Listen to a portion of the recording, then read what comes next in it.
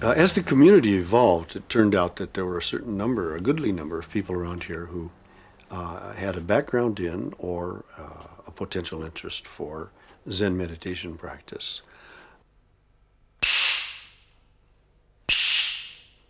And so a little group started that first met in the early morning under a grove of pine trees to sit together.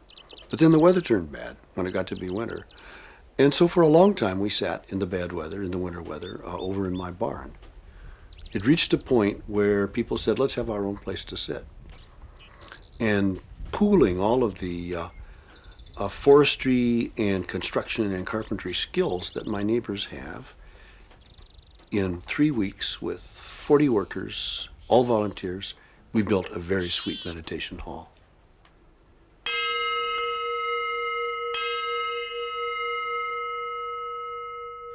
Zen students sometimes pride themselves on rising early. It is almost unseemly. At the same time, we know the working people of the world get up really early. So with these thoughts in mind, and sitting up on the hill here under the pine trees, doing early morning zazen in the summer, and hearing the log trucks going up the road even before we get there, we have to acknowledge that. So I wrote this little poem, Why Log Truck Drivers Rise Earlier Than Students of Zen.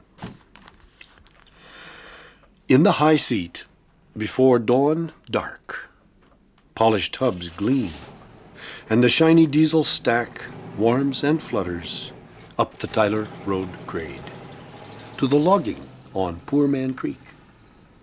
30 miles of dust. There is no other life. 30 miles of dust.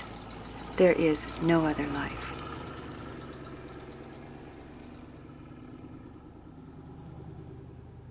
This is one of my favorite poems of Gary's. I think it cuts through a lot of ideas that people have about what Zen students are like, what log truck drivers are like, what Gary's like, what our life is like. We're each completely whole in our lives in that moment. And that's why the last line is, there is no other life.